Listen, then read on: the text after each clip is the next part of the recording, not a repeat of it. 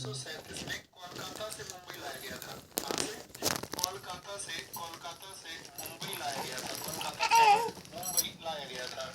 मुझे बताओ आरबीआई की जो स्थापना हुई थी उसके लिए कौन सा आयोग जिम्मेदार है? कौन से कमीशन की वजह से उसकी स्थापना हुई? आयोग स्थापना के लिए आप बोलेंगे उसका नाम है हिल्टन यंग। क्या बोलोगे? Hilton young. क्या बोलोगे? हिल्टन यंग की रिपोर्ट पर, हिल्टन यंग की रिपोर्ट पर याद रखना।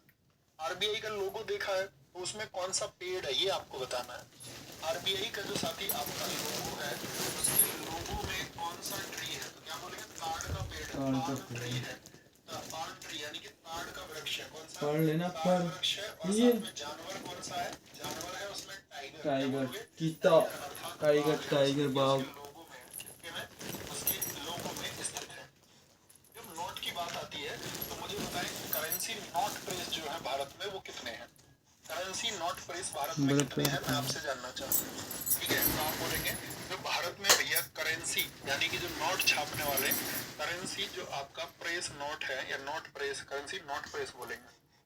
करेंसी नोट प्रेस है भारत में, वो किसी एक का नाम आप मुझे लिख दें तो आप कहेंगे भैया एक को हम जानते हैं, नासिक। नासिक कहाँ पर स्थित है? महाराष्ट्र में। और ये पहली करेंसी है, पहली करेंसी नोट प्रेस है 1926 में शुरू हुई थी। कब?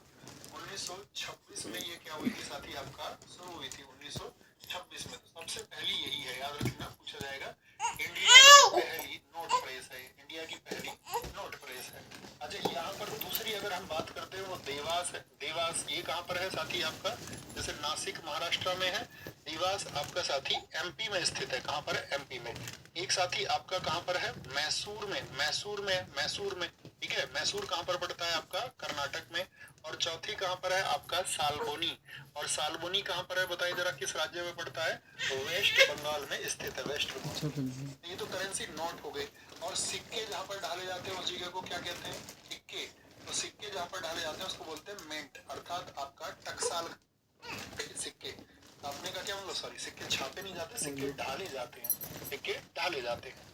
भारत में कृषि वित्त के क्षेत्र में शीर्ष संस्था कौन सी है कृषि के लिए? तो कृषि के लिए क्या कॉर्पोरेशन बैंक, कोऑपरेटिव बैंक नहीं भैया।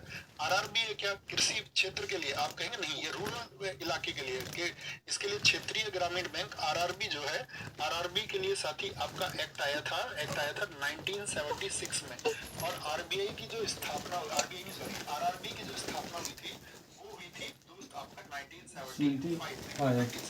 1975 में। क्लास लेके आएंगे, ओके, मतलब टॉपिक लेके आएंगे। नाबार्ड।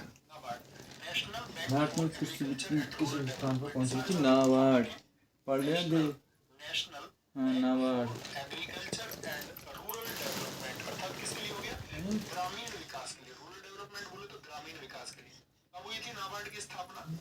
नाबार्ड की स्थापना बताओ भैया कब हुई थी? 1982 में हुई। अगर मैं पूछूं इसके लिए एक्ट कब आया था, तो एक्ट आया था 1981 में। समिति बताओ कौन सी समिति की सिफारिश पर इसको लाया गया? तो समिति थी शिवरामन समिति। क्या बोले? शिवरामन समिति, शिवरामन समिति। और आपसे कभी भी पूछे शिवरामन समिति की जो साथी आपका, इस समिति का जो गठन हुआ था, शिवरामन समिति का जो फॉर्मेशन हुआ था वो हुआ था 1979 को। नाबार्ड की जो स्थापना हुई तो उसके लिए पूंजी कितनी थी? इनिशियल जो पूंजी अर्थात कैपिटल कितना था उसके पास में?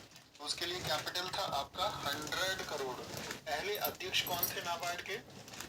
नाबार्ड के पहले अध्यक्ष कौन थे? वर्तमान तुमको पता होना चाहिए। पहले अध्यक्ष थे इसके एम रामकृष्णैया। क्या बोलोगे?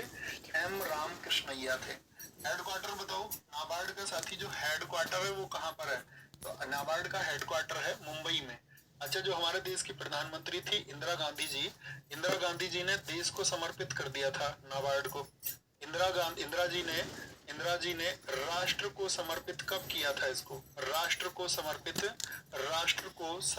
दिया, राष्ट्र को समर्पित कर दिया था। तो वो कब किया था? तो इंदिरा गांधी जी ने इसको राष्ट्र को समर्पित कर दिया था। बना तो था ये कब आपका? 1982 में 12 जुलाई को।